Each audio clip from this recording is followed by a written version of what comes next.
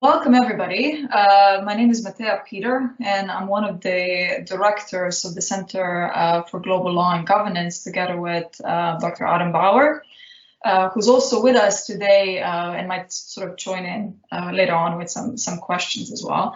I'm very excited to welcome everybody to what is actually our first event this academic year.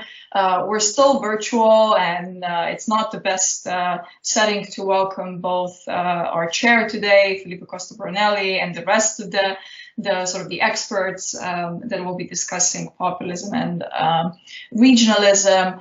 But we're nonetheless very much looking forward to a discussion which will sort of take us to different regions and around different ideas. So before I pass on to Filippo, I see everybody is actually at this point already trained so well that you knew to switch off the cameras and mics. So just please keep them off for the duration. We are recording this session, and we want to keep the panelists on the screen if at all possible.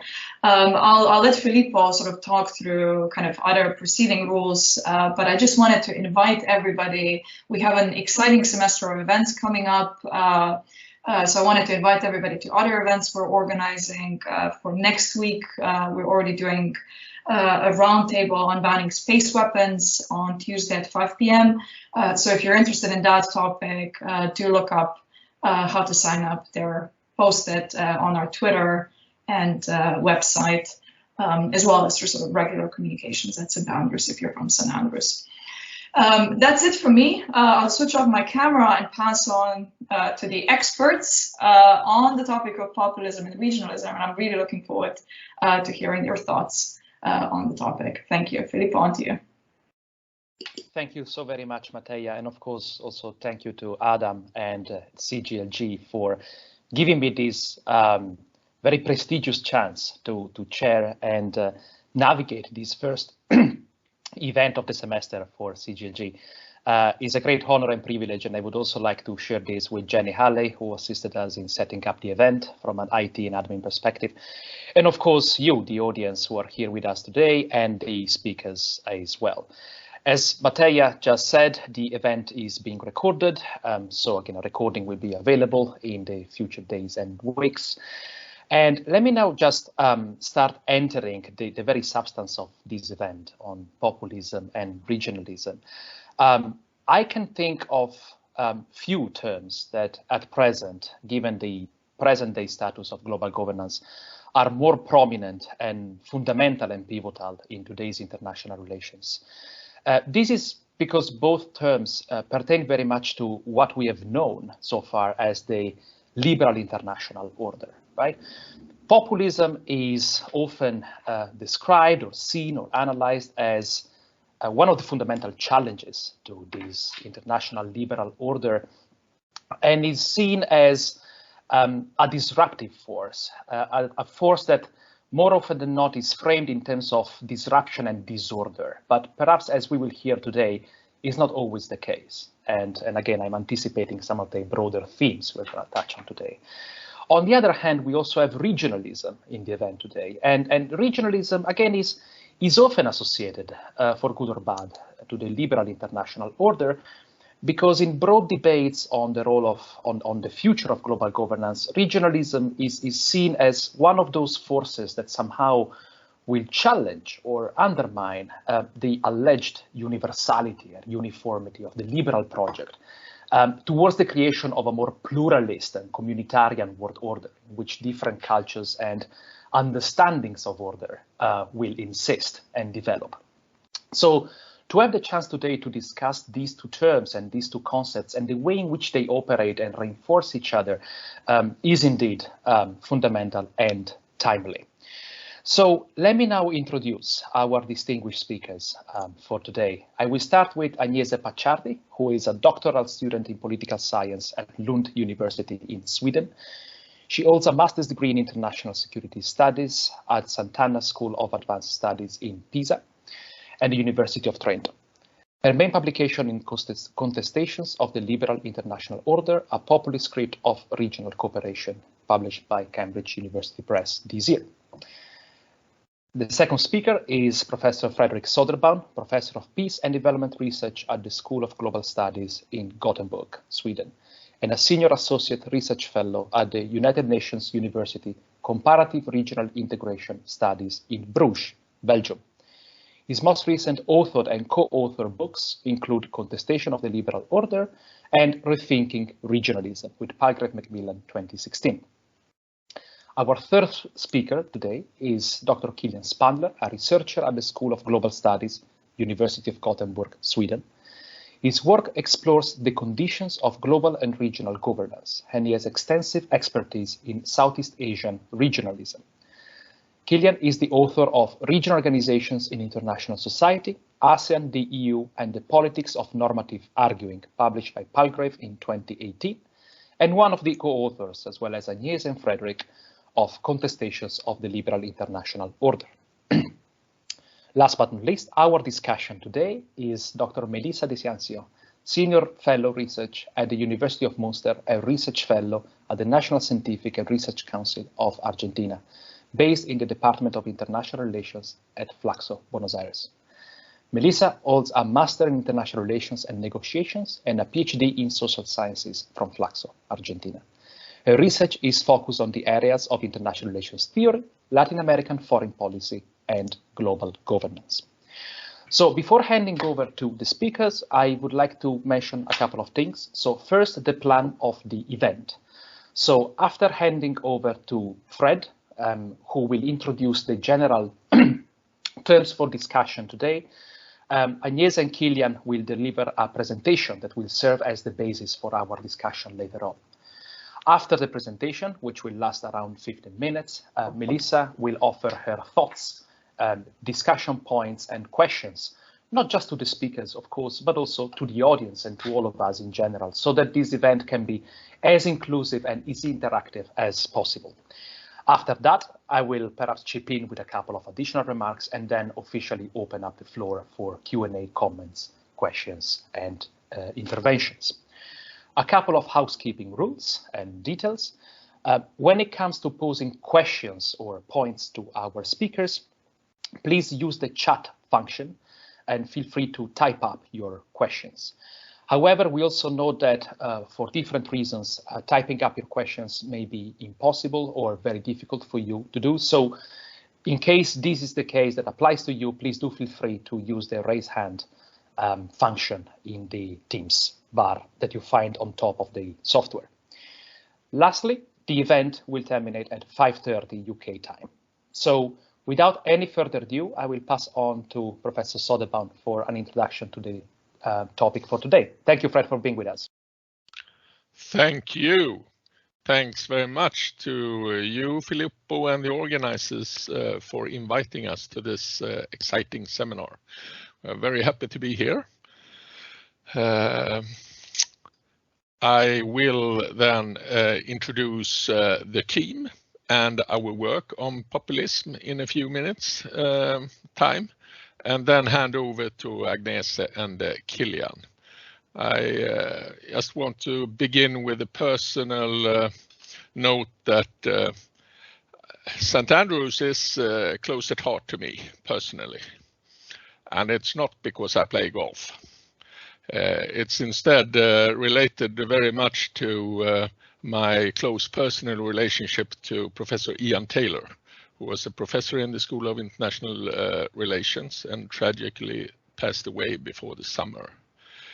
We have collaborated for 25 years, and I've also done a few stints at St. Andrews University in your school as a guest researcher a short while, a few guest lectures, and as a PhD examiner.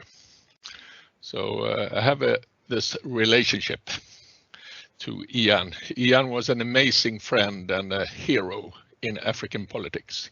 You could be confident that if Ian didn't know about a certain thing in African politics, it was not worth knowing about it at all. He was like a lexicon and encyclopedia. I also learned yesterday, I think, that that your university was ranked #1 in African politics. I assume and take for granted that Ian must have been the cornerstone of that ranking. Now, back to this seminar and to populism. We are, relatively speaking, newcomers to populism. We are not experts on populism. We are trying to learn, but I think we are more of experts on comparative regionalism and regional organizations. At least Kilian and I, we have published for decades now on comparative regionalism. And the origins of our research is that we attracted research funding from the Swedish Research Council for a 4-year research project on comparing regionalism in Africa and Southeast Asia. We adopted a rather specialized and thematic approach where we would compare water management and health across both regions. Clearly, this did not have anything to do with populism. However, when we tried to work with our theoretical framework, which was based on sovereignty understandings, we realized that this would help us to speak to populism. Obviously, the link between sovereignty and regionalism has been debated for 70 years in the field of regionalism. But we still believe that our framework would have something to offer, an added value beyond these 70 years through our focus on sovereignty frames and national sovereignty narratives. So, how did we go about then? Well, when we started to think about, well, we must do something on populism, Agnese sent us an email from nowhere. We did not know about Agnese. She was in Italy or in the US somewhere. And she was an MA student and simply sent a message, can I become involved in the project? And she seemed to be very ambitious, so we tested her. So we said to her, here is the framework, see what you can do in 3 different cases. And given that she was an MA student, Agnese was amazing. Certainly one of the best, or the best, research intern I've worked with during the last 2 decades. We quickly decided to involve her as a co-author. I also wanted her to become a PhD student in Gothenburg, but now she's in Lund, so we can still continue to cooperate.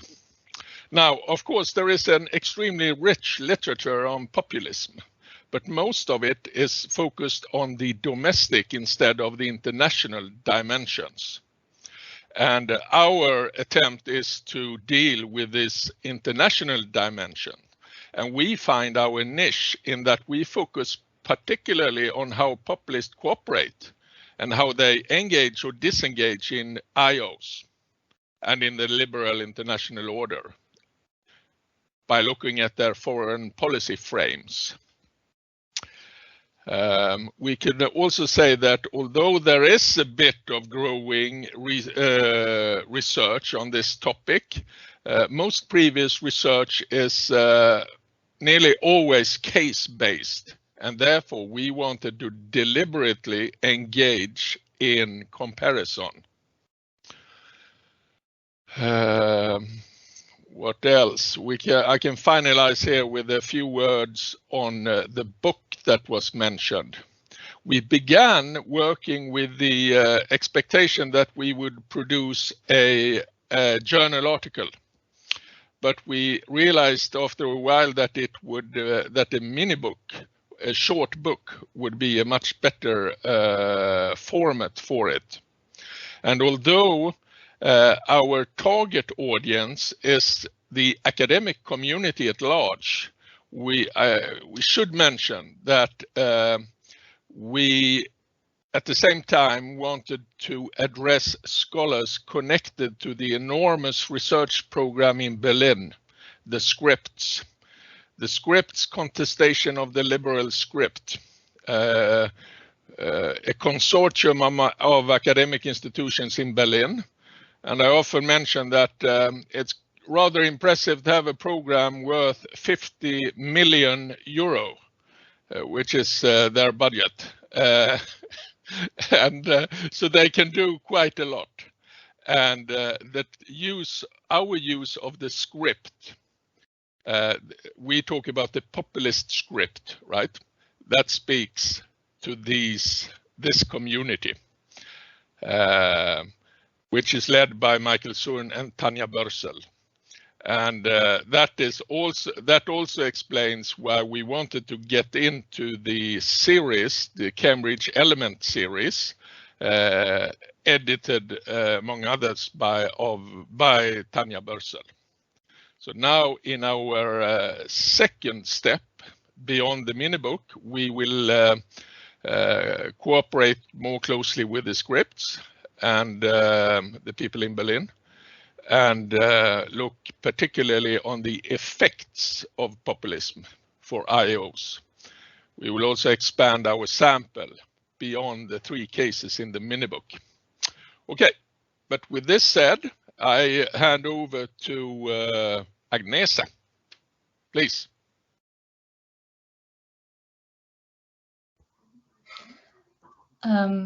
Hi everybody, I think I cannot switch my camera off while sharing the screen. Is that the case? Your camera is actually off. Yes, I cannot switch it on while sharing the screen, right? Probably that's not the case, but Okay. we can hear you and see the slides very clearly. Okay, perfect.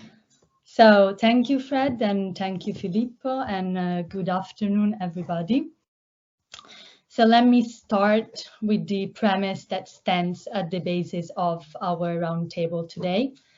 As Filippo anticipated, in the last decade, we have witnessed populists rising to power in many states around the world.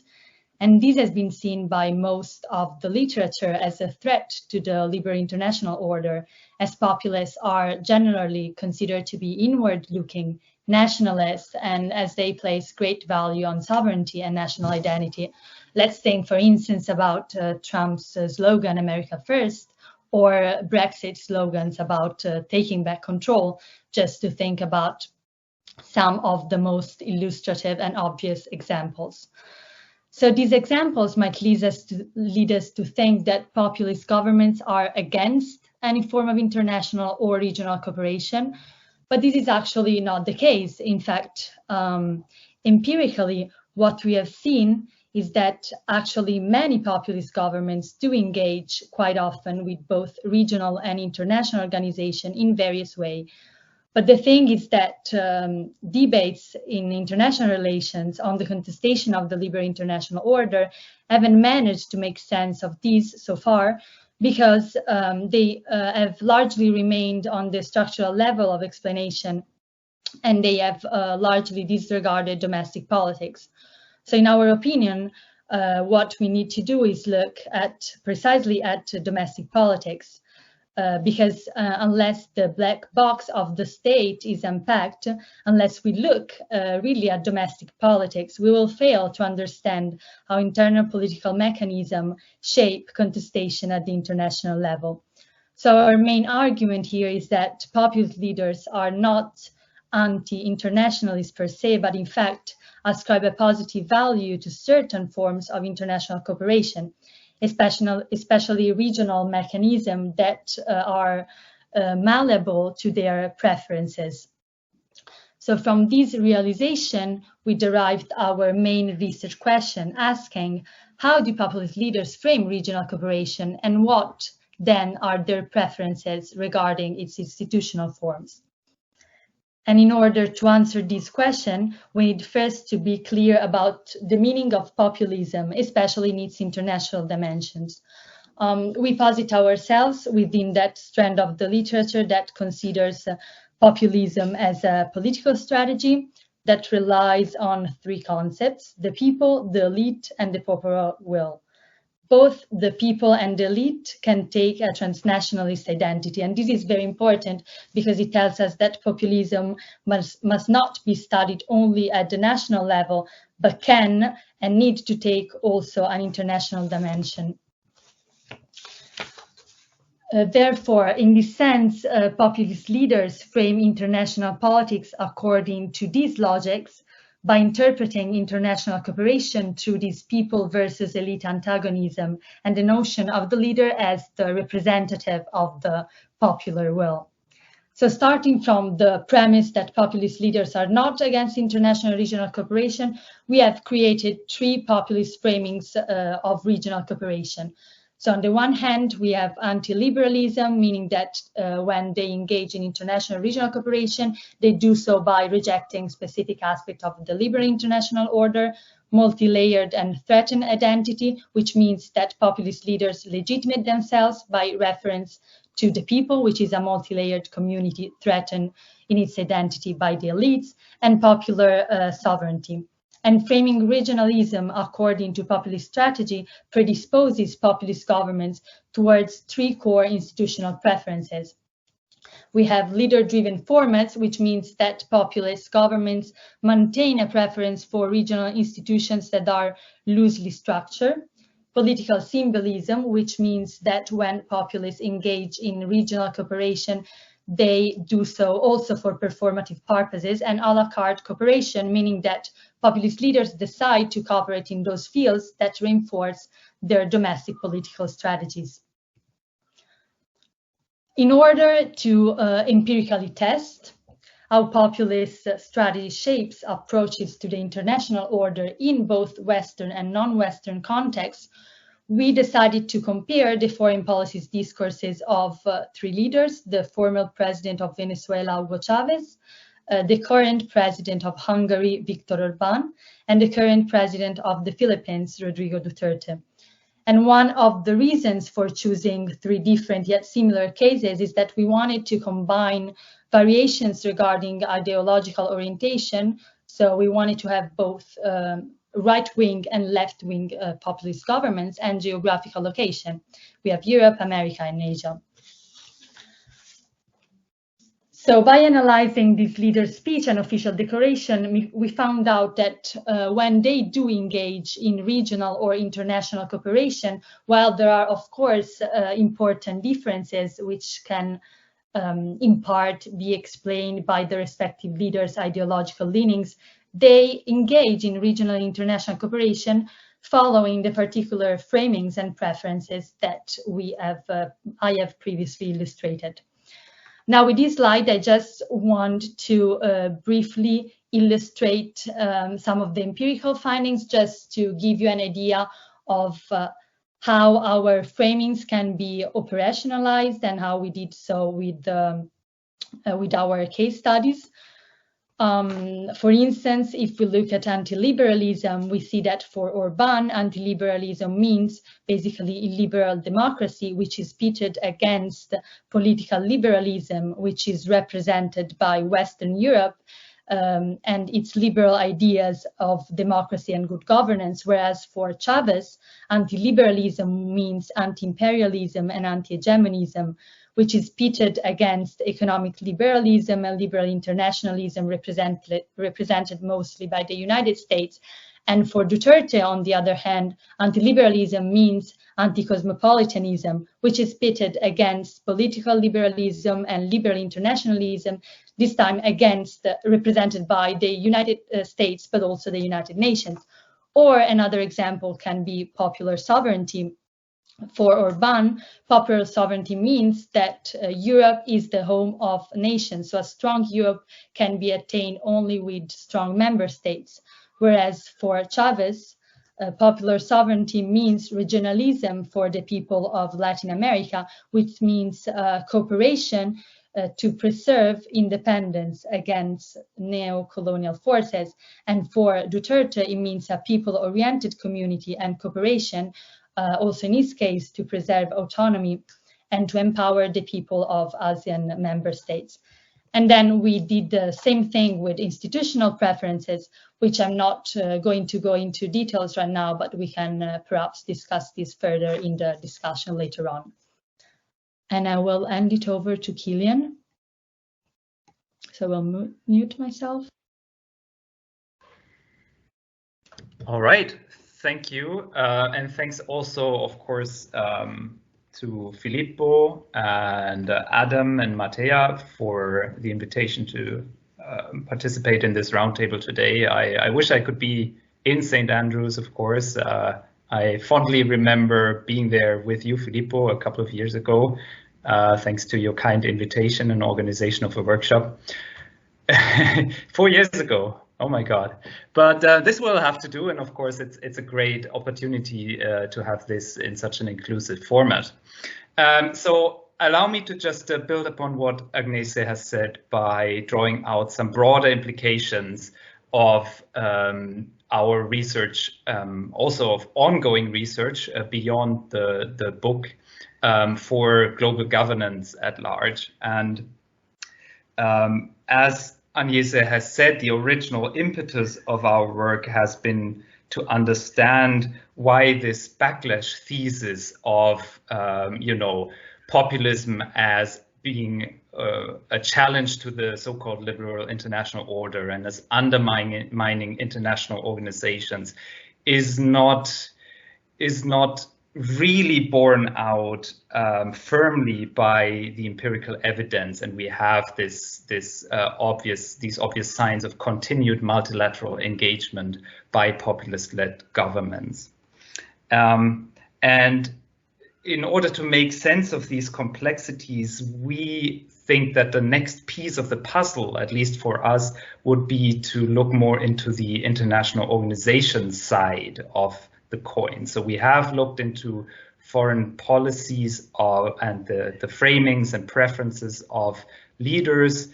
What we have found there is that populist governments' engagement with international organization varies, and it varies not just across different cases. So it's not just that, maybe right-wing governments might be less inclined towards cooperating than their left-wing counterparts, but we also find, of course, differentiated engagement by individual governments when it comes to different organizations, that we can think of this in terms of global versus regional, but also other more nuanced variations or variances here.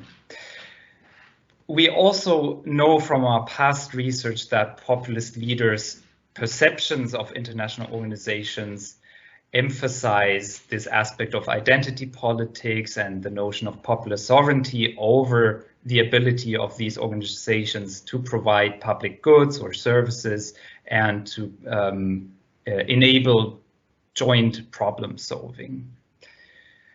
But what we don't really know so far, and if you could advance to the next slide here, what we don't really know is what determines populist governments or leaders' engagement and disengagement with specific international organizations, and that's something that we really want to put into focus in our ongoing research. Because while we could, of course, think of ideological leanings as determinants of populist foreign policy, as I mentioned, left-wing versus right-wing, or the positioning of the country in the global system, north versus south, this does not really give us a lot when it comes to actually explaining why certain IOs might draw more engagement from populists than others, why some might accommodate populist framings or strategies more than others. So here we think that we need to shift our attention to the institutional characteristics of the international organizations in question. Next slide, please. Right, so what we're currently doing is trying to come up with hypotheses on how institutional features actually shape populist leaders' engagement, by looking at three aspects specifically. One would be the organizational identity. So we know that some organizations, by virtue of their membership or by virtue of their overall mission, could be classified or could be perceived as more liberal than others. We also know of illiberal or authoritarian international organizations. Filippo, you're of course engaged in research on that as well. But we can also think about how institutional design might affect populists' relation to these organizations, and specifically would engagement be more forthcoming in institutions with a low level of authority in terms of how decision-making is pooled and delegated. And finally, it's also possible to think of the policies that and services these organizations provide. As we know that some policies could be construed as benefiting or catering to elite interests more so than popular beneficiaries or vice versa. So all of these features we would, or our conjecture is that they would determine whether engagement by populist governments can be framed as being consistent or not with the larger populist logic of their domestic politics. But this is very much ongoing work. So what I can leave you with are some more general conclusions, namely that populism does not herald the end of the liberal international order per se, but we can still say that alternative visions of cooperation, of global governance, are certainly forming in certain quarters of the world. To really understand how this will affect global governance and multilateralism, we need to bring domestic politics into the debate, as Agnese has rightly said. And finally, we also have to problematize or question certain received wisdoms about liberalism and populism as competing and opposing forces in world politics, specifically when it comes to these cliched ideas of liberals promoting and advancing notions of cooperation versus populists as sort of unilateralists. But for more substantiated findings on the hypotheses, you'll just have to stay tuned for more of our research. Thank you.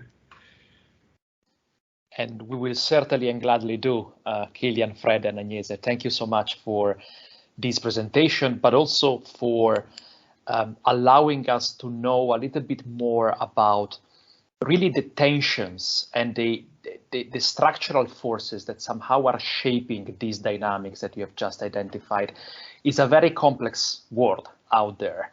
And I very much like the way in which you have taken the difficult route, if you wish. So not just to accept divides or just to accept the dichotomic way in which these categories are often juxtaposed to each other, but actually you have explored the way in which they reinforce each other, they are intertwined, and they actually shape, right, each other's internal and external processes. So more on this later on, but without any further ado, now we'll hand it over to Melisa for her thoughts. Thank you. Okay, can you hear me well? Okay, well, so first of all, thank you, Filippo, for the invitation to discuss this interesting and stimulating book. And thanks for the university for hosting the event, and of course the authors, Fredrik, Kilian, and Agnese, for the thought-provoking also presentation and book. So it's a real honor for me to be here and to be able to discuss and share some ideas, some of my ideas emerging from the book. And as Filippo said in the presentation, I focus my research on South America. So I will apologize in advance because my main references will be to this region of the world.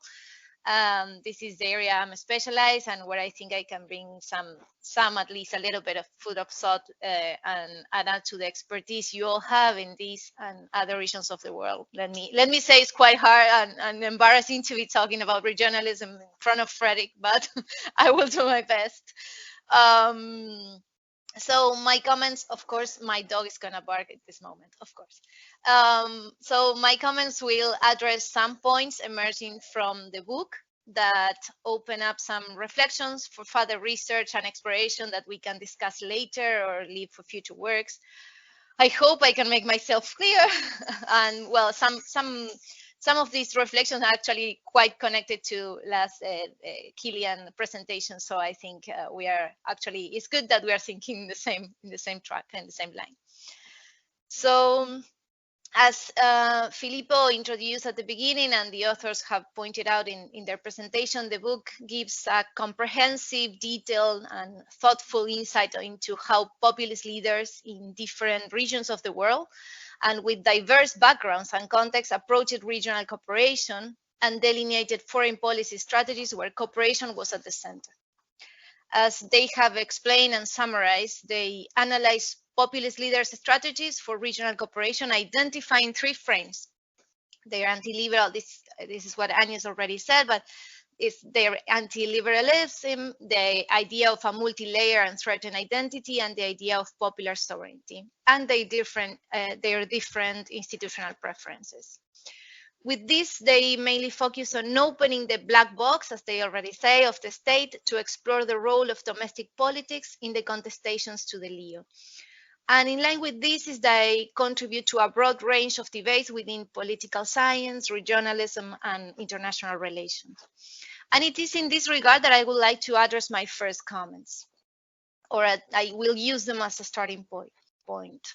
So the book opens not only, I think, the black box of the state, but also the black box of disciplinary boundaries, sometimes constrained by the subject study, epistemological differences, and geographical biases. So by focusing on how populist leaders conceive regional cooperation, the book brings together the literature on populism, regionalism, and IR, introducing an interesting approach and framework that could be further explored within these fields. And I think that's one of the very interesting and main points in the book that I would like to highlight. The literature has widely approached populism, as we all know, and its different expressions and understandings. But this research, understanding populism as a political strategy within the domestic level, also helps to bring the ideas of how foreign policy is also, different strategies on foreign policy are also developed, and how this sets different cooperation schemes to propose alternative regional arrangements for alternative global orders. As Fredrik pointed out in one of his works, one of the main characteristics of the study of regionalism is that regionalism means different things to different people in different contexts and periods. And I will say this also happens with the study of populism. Populism means different things to different people in different realities. So I take the risk here to say that populism is what each leader makes of it. And that is why this book opens the door to several issues that could be further explored for other cases. In this regard, many approaches, as we have seen them, to populism, especially in later years, have focused on its negative stances. I'm not trying here to come in defense of populist leaders, but just to open this discussion to a broader perspective from those negative views, of course. So in peripheral and semi-peripheral countries, populism emerged as a reaction to the LEO, not only by or because of leaders trying to stay in power, but also or because of the reaction of social actors that have been historically excluded from or without access to the benefits of that liberal order. We can call it globalization, capitalism, modernization. So by mobilizing these actors, populist leaders contributed to the inclusion of those with more needs to the political life, and even we can say to mass consumption. So in this sense, populism in many cases implied a fundamental process of democratization that, with variations, of course, among countries and cases, translated the political rights that were only on paper for some part of the population, some sectors of the population, into real rights, and expanded those social rights to a broader population. So in this regard, the emergence of regional strategies that included and sometimes prioritized social agendas, as those emerging from the cases of ALCA and UNASUR, appears at a central aspect of the way a populist leader such as Chavez, for example, approached a regional project. So now there is an agreement, especially later, I guess, we have an agreement that regionalism, that there are different forms of regional settings, strategies, and architectures in different parts of the world. And of course, Fredrik has extensively worked on this and contributed to the theorization of regionalism. But still, comparisons on uses of the European Union as the model all the regional process should follow is still a common tendency among other groups of scholars. So the many attempts that we have seen within the literature and the experts in regionalism, but I'm going to talk about Latin America in the last couple of years, they've been trying to conceptualize regionalism in South America in the forms of what we've seen as post-hegemonic, post-liberal, post-trade, and so on. But these approaches brought into light not only the margin of maneuver that South American countries acquire in those years in terms of contestations to the established order, but also the contestation to a single way of seeing regionalism that is based on the EU or a purely trade-oriented model. So again, examples as ALBA, UNASUR, CELAC, and even the redefinition of Mercosur brought in the discussion on alternative forms of regionalism based on political and social aims. So in that sense, we can actually think about this, while trade relations are reserved for the elite, social policies, health, housing, energy, infrastructure, a broad approach to regional development are more tangible for domestic politics. An interesting question emerging from the Latin American experience is also this convergence, if you say that, of populist leaders that shared, in general terms, a common idea on the regional cooperation strategy. Sometimes that could be explored based on the framework the book is something that it could be explored based on the framework the book is introducing, is how the different perspectives towards the contestation to the liberal order play in defining a regional strategy with the specific characteristics. In this regard, regionalism became an opportunity for regional leaders to strengthen new political consensus, not only regarding the kind of regional arrangements, but also how those regional arrangements were going to relate to the established liberal order and the emerging alternative powers. So these loose institutional arrangements and hyper-presidentialism that we've seen and that the book is showing clearly became the perfect tool to promote political and social agendas, malleable to the needs of each country and the bilateral exchanges within the region, such as we've seen in the cases of Cuba and Venezuela. So there is an idea that the liberal order emerged as the other against which populist leaders found a common threat to national sovereignty, regardless of their ideology, right or left, and especially their structural position in world politics. So this is an important feature as populism emerges as the common characteristic among the three cases that you are exploring. So highlighting the importance of domestic politics as a main driver behind the increasing contestation to the liberal order brings the question of a sort of a bottom-up regionalism built from the national level to the regional one. And I would add the international insertion of those countries and regions into the world order, liberal or illiberal. So in this endeavor, populist leaders were both resignifying regionalism to reflect domestic politics and state action in opposition to market or trade-led regionalism, and opened the door for a new perspective on what regionalism is and for whom. In this regard, I want to pick up another interesting point that the book brings, which could be further explored and developed, and I think is somehow related to what Kilian was saying, but I will address that in my next point. And this is related to the way populist leaders in the three countries use their regional cooperation strategies for their international projection. The contestation to the liberal order was accompanied by the emergence of alternative powers that brought the opportunity to diversify alliances and promote alternatives to the established liberal order from outside. And this is something I would like the authors to tell me if I am thinking right in this case. But I see this idea of promote alternatives to the liberal order from outside, and I see in this case the cases of Chavez and Duterte, and from the inside, as Orban proposed. So the framework offered by the book is a perfect setting to address these and connect it to the way these leaders operated within and interacted with traditional liberal institutions.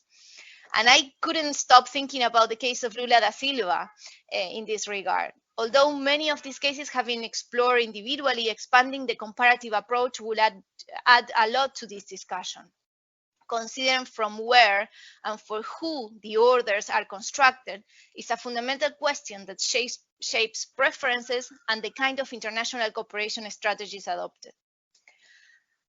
I also relate this to the construction of identity and how, as I said before, the appellation to regional identity is anchored in deeper historical processes that mark the place those regions occupied within the liberal order.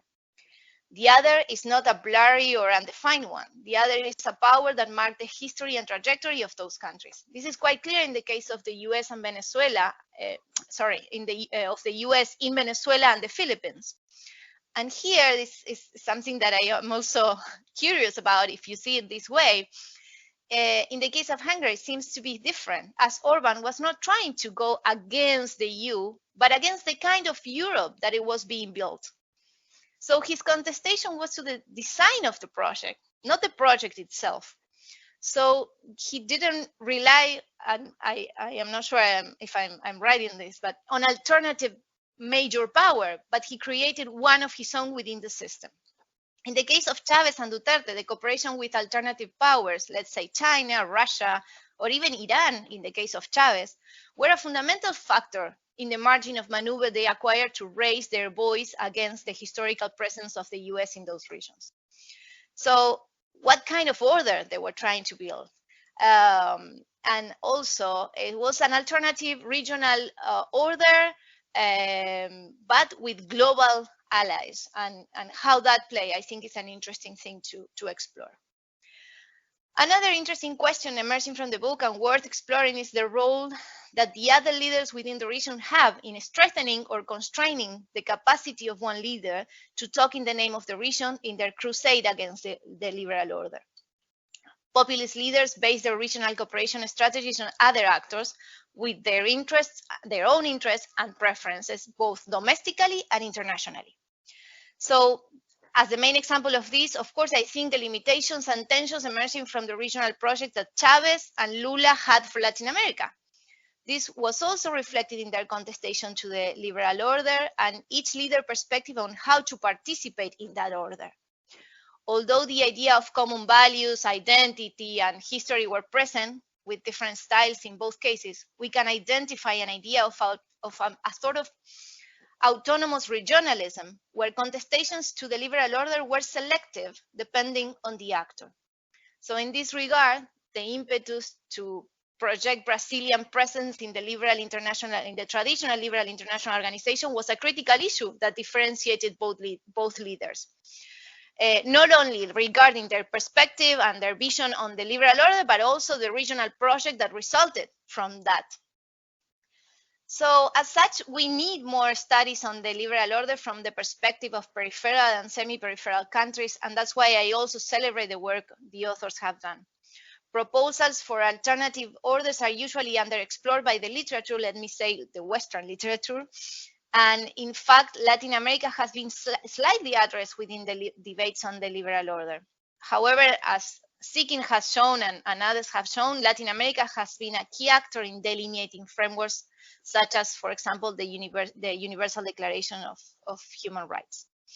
So domestic political strategies shape the foreign policy positions of state leaders, and in this regard, the structural position also matter in the contestation of the liberal order of those leaders and the alternative orders they are proposing.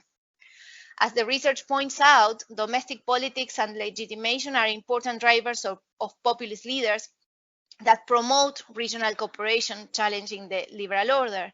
And I will also add, as a driver, the search for some room to maneuver within the system. In this regard, while domestic politics appear as a central driver for regional cooperation, what do you think? And I think that's what Kilian, you are doing the research now, but it's like, I was wondering, well, it's a really interesting thing to look into is, what do you think of the relevance of international recognition and the search for a voice in the creation of norms and bringing perspectives from the periphery to global governance?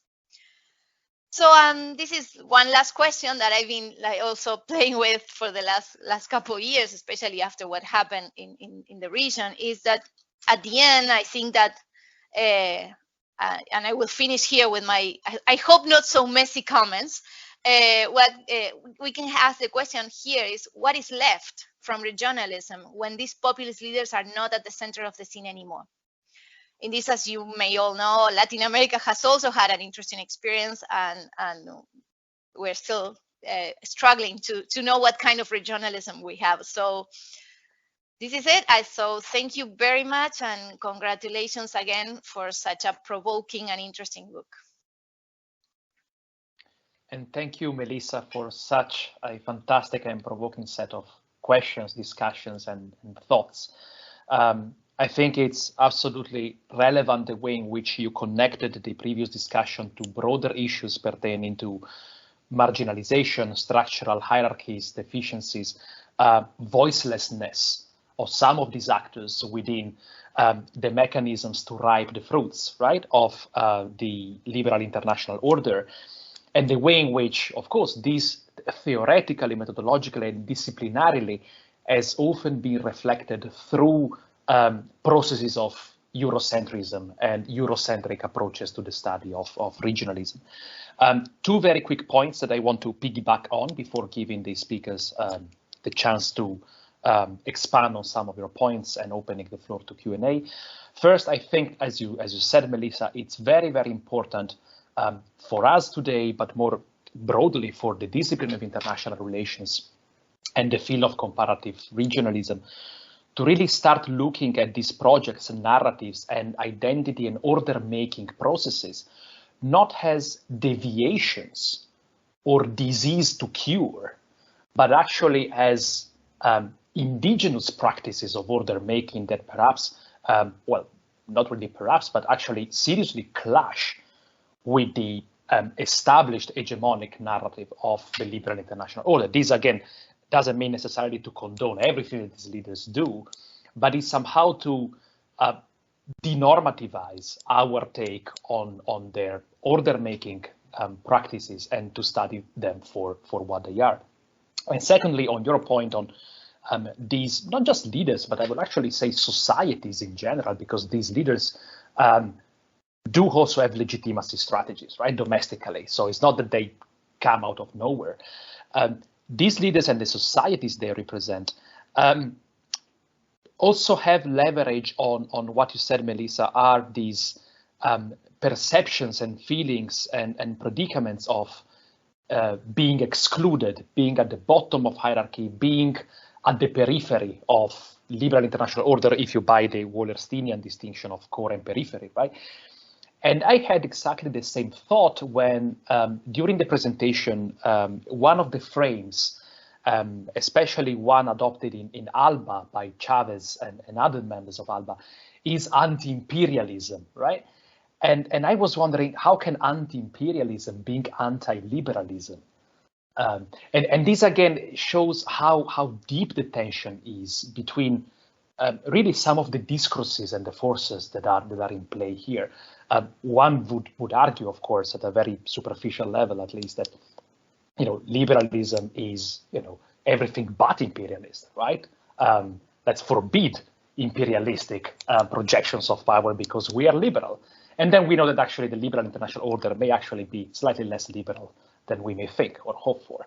So it was interesting to see how anti-imperialism was used as an anti-liberalism frame. So very, very interesting and thought-provoking. I have more to say, but I will stop here. I'll go back now to Fred, Agnese, and Kilian in case they want to pick up some of Melisa's points. And I would ask the speakers to be brief in their counter remarks before then opening the floor for Q&A. Thank you. Yes, perhaps I can start off quickly and just say thank you very much. Thank you a lot for these exciting and very useful comments. We will need to carefully hear through this seminar again, and in order to pick up all the interesting comments that you gave us, Melisa. So, but I just want to connect to a few points here.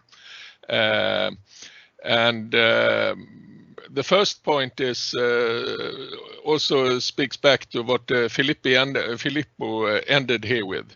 I mean, in one sense, you could say that populism means different things to different people. And we wanted to get out of the constraint of a case study based analysis in order to do the comparative. But more deeply, I think that our approach and conceptualization of populism is that we wanted to avoid the sort of very Western-centric definition of populism, where it's treated as something evil, and where the LIO, the liberal international order, is treated as the cure. So both those definitions is something we wanted to avoid. The LIO is certainly not, in our view, the universal solution to all the world's problems. So we could problematize that, and some of the literature that we speak to is almost like a target of our critique. I mean, in the sense that we don't enjoy this liberal and Western-centric assumptions. And here I think that the liberal based writings, they often sort of ignore where populism comes from. I mean, historically, if we can see the Narodniks in Russia, for instance, it's peasant mobilization. In Latin America, it is we have a much broader and more comprehensive understanding of what populism can mean compared to in Europe, and that's part of our approach. Similarly, populism means something else in Southeast Asia or East Asia compared to Europe, especially the Western-centric negative definition of populism. We also wanted to connect to, in one sense, to the broadening of regionalism. You spoke, Melisa, about the Eurocentrism in comparative regionalism, and a professor once accused me of saying, "Fred, you have destroyed too many trees with all your writings on comparative regionalism," which often is about sort of trying to escape the Eurocentric misconception. And here we can certainly, in one sense, we can see that the EU as a model, EU is not a model, it's an exception in one sense. But I mean, it's also how we interpret Europe and European integration. I mean, if we take on a broader historical view and also a present day view, I mean, is European integration really the EU model? Or is it, is Orban's type of intergovernmentalism also an integral constitutive part of Europe? I mean, here in working with our sovereignty models, we are inspired by the economic historian Alan Milward's, you know, European integration as the rescue of the nation state. And that we have played around with that in order to deal with this sovereignty understandings, which is also relevant for interpreting European integration, but of course very much so in Africa, in Latin America, and so I mean sovereignty is a key for understanding Asian regionalism, ASEAN regionalism, of course. I like your point here, Melisa, about the distinction between the other, the enemy in terms of identity was external for Latin America and Asia, where it was internal in the case of Europe. But it's like Orban. For him, the other, the enemy, is in Brussels. Whereas for Chavez, the enemy is the US, right?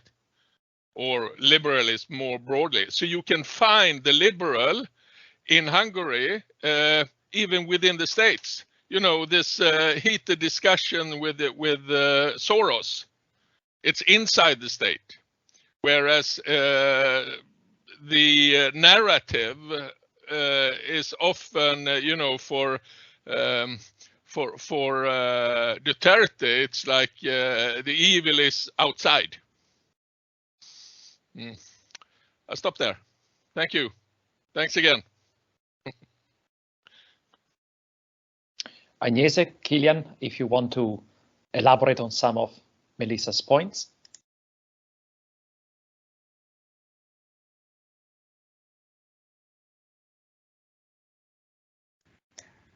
Sure.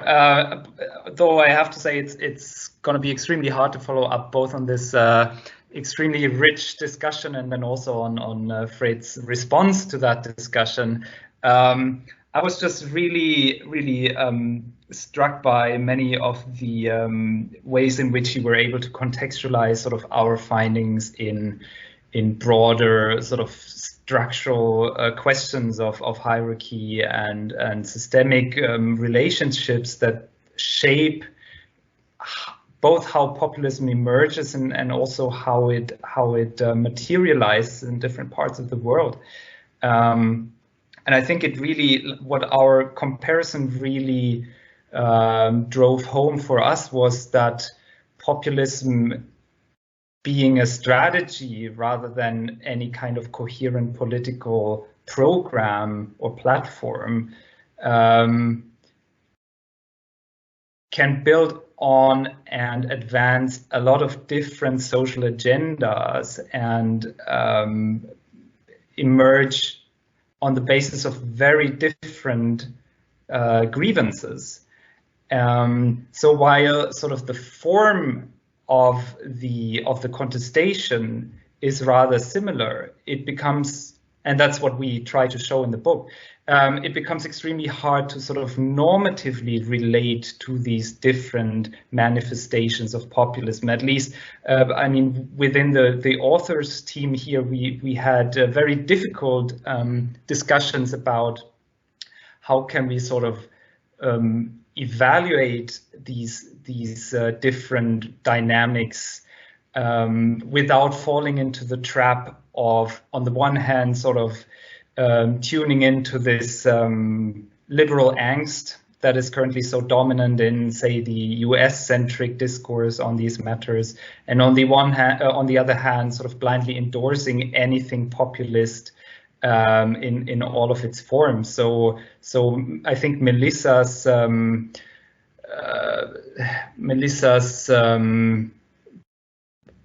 unpacking of sort of what are the broader historical conditions under which populism has formed, especially in Latin America and elsewhere around the world, is a really important complement to sort of our analytical exercise, which obviously does not go as far in teasing those out.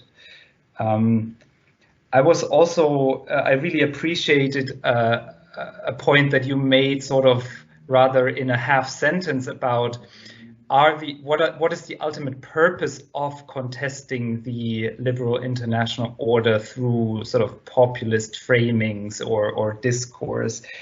We cannot always assume that it's necessarily to dismantle the liberal international order altogether. It could also mean, as I think you said, to establish some kind of room for maneuver within the liberal international order. So parts of the challenges that we might see could also be interpreted as actually trying to elicit concessions from those dominating that order, right? And on sort of on a fractal scale of this, for example, what we see with Orban's positioning in sort of broader European Union and European integration debates, I think is definitely a case where, you know, there is this populist contestation is also simply used as a kind of leverage in negotiations and in attempts to elicit material benefits from the EU's funds, etc. So we cannot always assume that any kind of critique is really geared at establishing an alternative world order.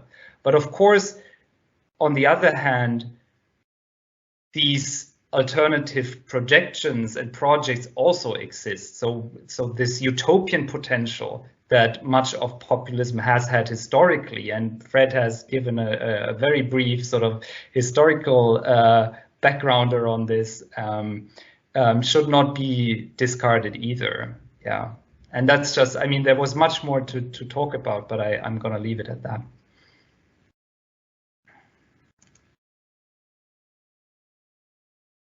Thank you, Kilian. Agnese, if you want to jump in for final remarks before opening the floor to Q&A. Thank you. Yes, I just wanted to pick on one of the points which was already picked by Fredrik about populism being considered as an inherently negative force.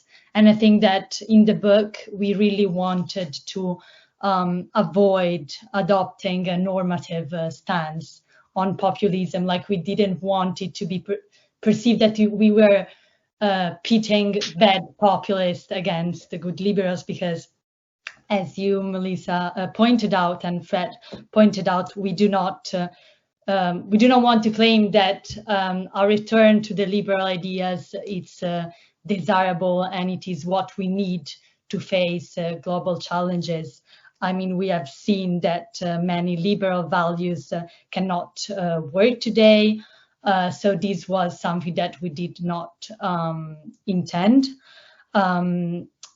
What we wanted to say is not that cooperation with populists is always wanted or unwanted. We didn't want to say that it's always desirable or undesirable, but that when it happens following certain scripts. And then, of course, I think that with today's challenges and what we have seen also with COVID, we can agree that we would want to see more cooperation in today's world, and this would be actually desirable. So I think that when it comes to populism, we need to find maybe ways of addressing some problematic aspects of populism, but without falling into the bias of considering populists always bad. Excellent point, Agnese. Thank you so much for elaborating on that, and also to Fred and Kilian for, again, addressing some of Melisa's excellent discussion. So thanks much for this.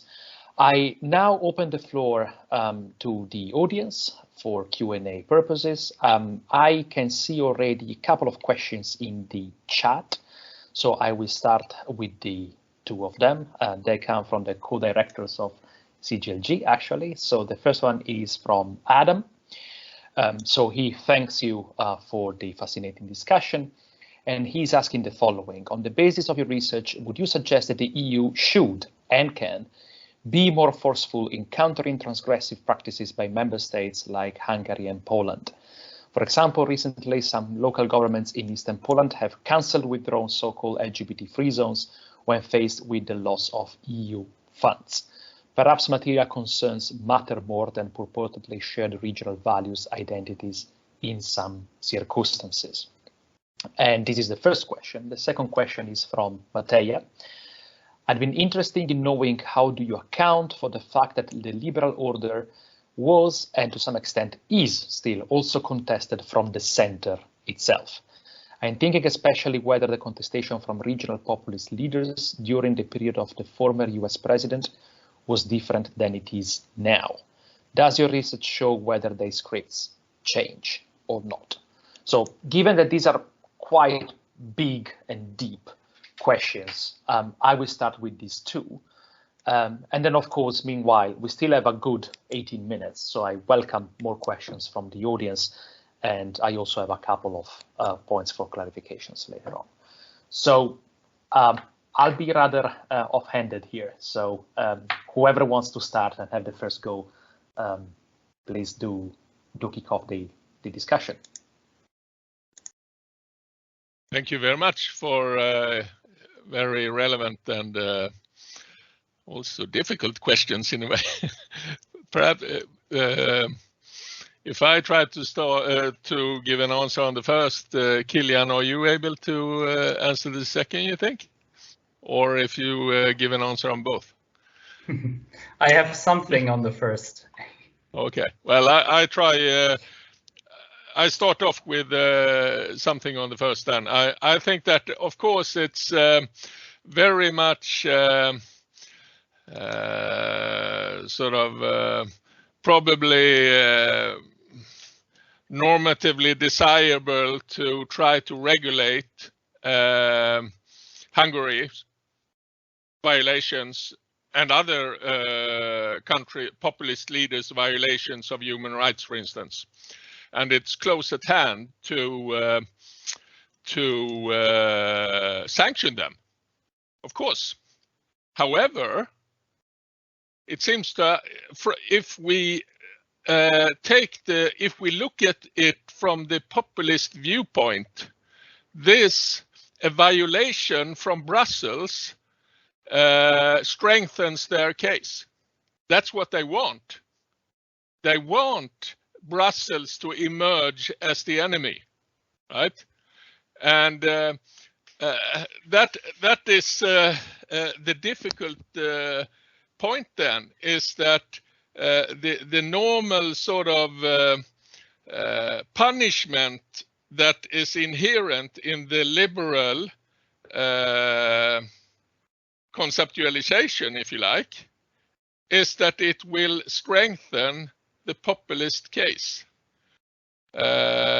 meaning then because they will then say, look at what Brussels do to us. They don't accept the way we do politics and things like that. And I can see that happening in many cases. It's that we talked earlier about the purpose for critique of the liberal order by the populists. It may not necessarily be to sort of solve anything. They may have a goal in not solving, but just giving them a chance to continue their critique of the liberal other. Kilian might have something better to say, so I leave the floor to him. No, definitely not better. Just sort of an addition to what you said. I think I totally agree that this is ultimately a strategic question, and the danger that sort of any kind of attempt at reining in sort of any illiberal tendencies by the EU itself can, of course, be construed as playing right into the populist handbook. So I think it's extremely important to consider how exactly, if the EU brings up the courage and the will to address these tendencies, how exactly it will do so. And there is actually experimental research by a team around Oliver Tribe, German political scientist, on exactly this question: how can we sort of design interventions in a way that does not allow or enable any kind of sort of populist backlash. And one of the results there is that if the EU is seen as acting on the basis of a popular demand from within the target country, so if it's civil society actors themselves that demand a reaction from the EU, then the acceptance of any kind of intervention is also much higher. And I think that is something that can and should in some way guide any kind of EU action in that respect. On the second question by Mattea, the question, as I understood it, it was like focusing on sort of challenges to traditional conceptions of the liberal international order from within. Is there something changing in the populist script? My perception right now is that there is much more changing within the liberal script, actually, within sort of the approaches towards world order and cooperation by those who are sort of traditionally conceived as the main sort of the figureheads of liberalism. There is interesting scholarship by people like Angelos Chrysogelos, who argues that what we're seeing here is not so much a divide between populists and, sovereigntist populists and liberal internationalists, but actually liberalism is also becoming much more sovereigntist. And if you look at the foreign policies under Macron in France, and especially now also under Biden, many people thought that now that we return to sort of a Democrat in the White House, things will go back to sort of the liberal heyday of internationalism. And yes, Biden is, for all means and purposes, a liberal, but what he's pursuing now is basically still an America First policy, right, on the international sphere. So the emphasis on national interests is extremely strong in all parts of sort of liberal, traditionally conceived as liberal quarters of the world, including even Germany and other actors. So I would say that the main changes we are seeing is actually there at the moment. And so we also have to consider what that means for the future of the so-called liberal international order. So some sort of, let's be liberal at home, but more realist when it comes to go abroad. Or liberal in rhetoric, but sort of, nationalist and sovereigntist in practice. In practice, absolutely. I think these answers and the questions actually that were posed touch on two very fundamental aspects of your research that were also illuminated by Melisa's discussion. The first one is that one of the key moves to explain these dynamics and processes is exactly that of framing and defining populism not as an ideology, not as a discourse, but as a strategy. I think this is what frees you up somehow and allows you to be very flexible with your analysis and to cover so many different cases and fuzzy instances, right, in which it's very hard to draw a hard line between what is good and bad, or what is liberal and what is not. So it's the strategization of populism is a key move here. And the second one is this tension that you spoke about in your presentation, but especially in your book, which is the tension between radicalism and pragmatism. these leaders still have domestic audiences they need to pay attention to, right? The Putnam two-level game here is very, very visible. And of course, when the normative stance clashes with very serious punishments or sticks, then the interest benefit or the cost benefit analysis comes in, right? Hence the pragmatism. So thank you very much for this. I wonder whether Agnese or Melisa want to add anything more on the previous questions. I just wanted to add a very, very minor remark on the first question, because I think that the issue about LGBTQ free zones is not just any issue, but it also plays on urban Christian identity that comes into play.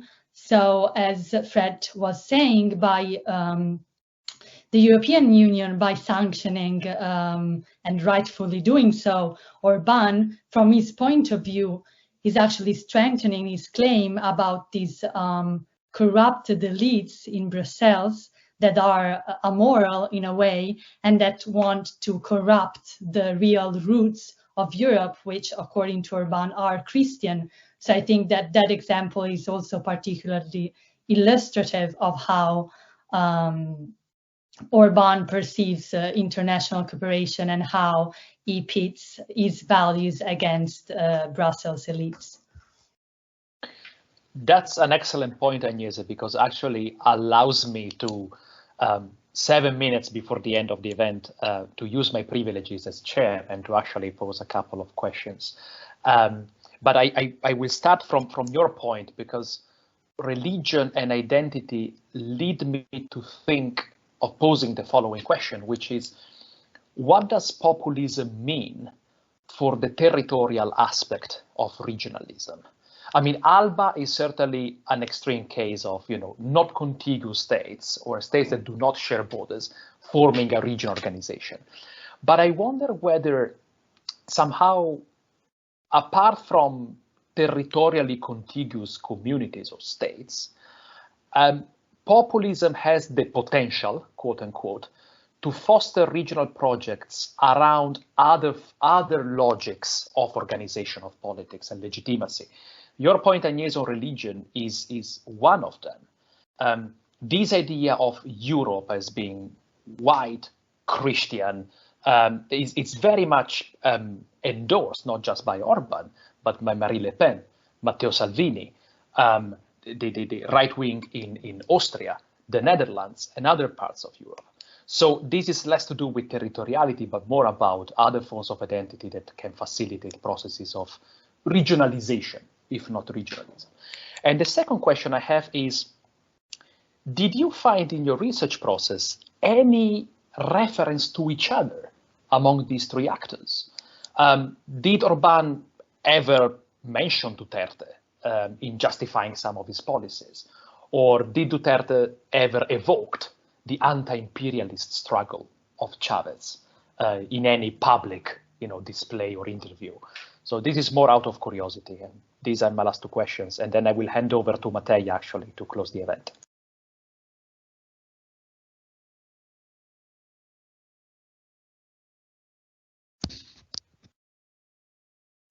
Thank you. Perhaps we do as before. I start off with a very quick reflection that thank you for these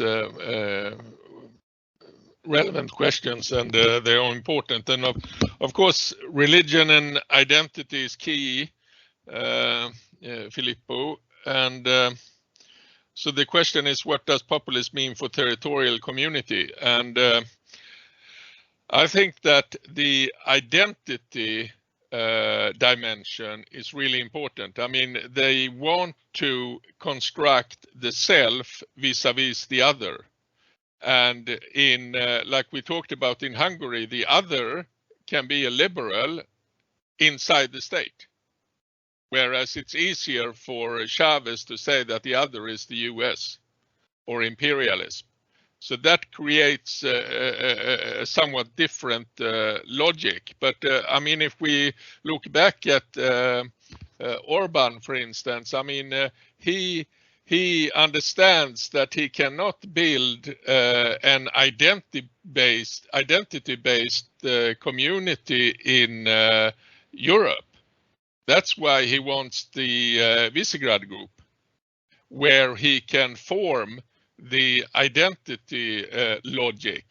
But it's to a very large extent, it seems to be a paper project in order to showcase the role of identity for regionalism. Perhaps Agnese and Kilian has something better to add, but I stop there. So, yeah, just an additional thought. I think that you're onto something, Filippo. So it's definitely worth considering if there's, you know, some kind of new transnational identity-based logic to regionalism emerging.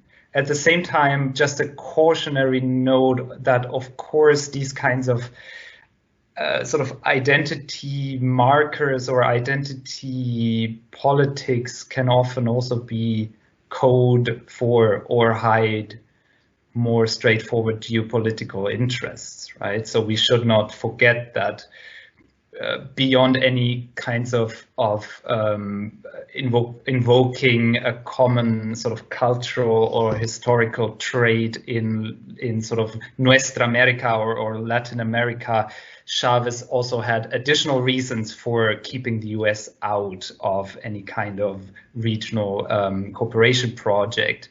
And likewise, Orban's idea of a Christian Europe is, of course, also a way of legitimizing sealing the borders, the southern borders of Hungary or southern and eastern borders of Hungary shut, right?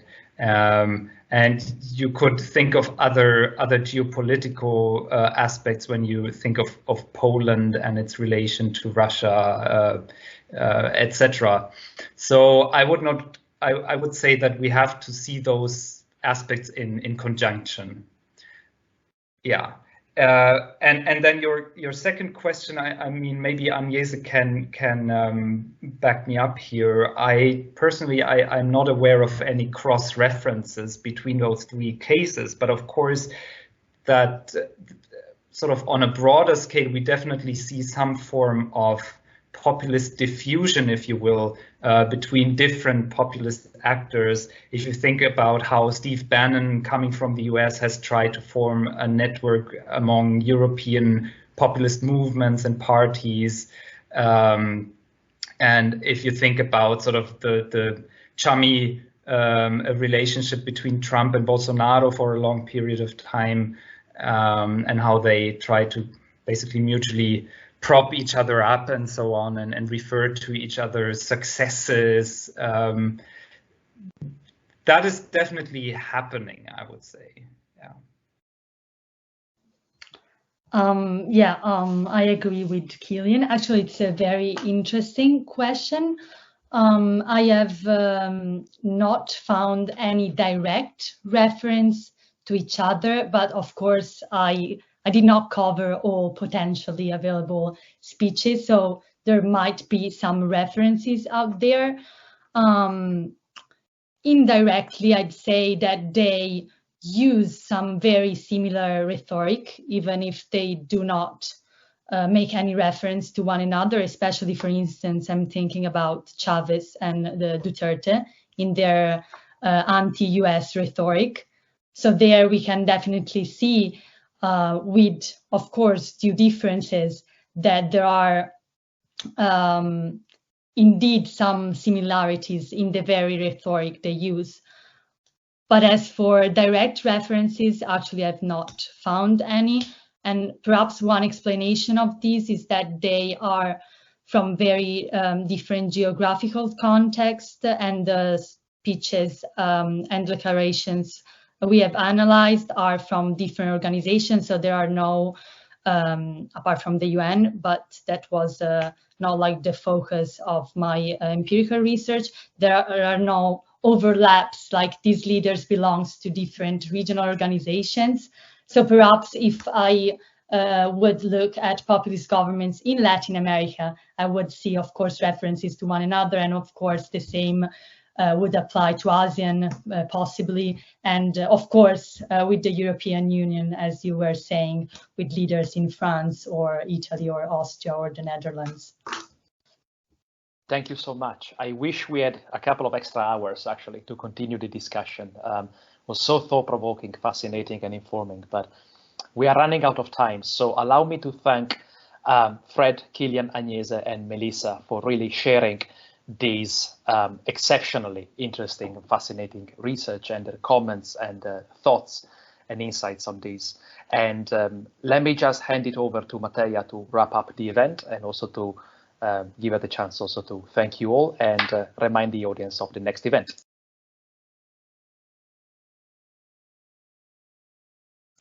Sorry. I will also just thank all of you for participating in the discussion. It was really a pleasure sort of seeing you sort of pick up on various topics that I'm sure we will continue picking on throughout the year, as it's such a popular topic to always bring in. And we really do hope that eventually you will get to join us in person and have this conversation, actually in St. Andrews, with some proper drinks and dinner afterwards. But for now, I just wanted to thank you all and thank Filippo for organizing the event, and again invite everybody to join us for next week's roundtable on space weapons. So if you're interested in space weapons, do join us next Tuesday at 5 p.m. That's it for us. Thank you to all the speakers, and we'll hopefully see you next Tuesday. Bye-bye. Thank you all again. Bye-bye. Thank you. Thanks. Thank you very much.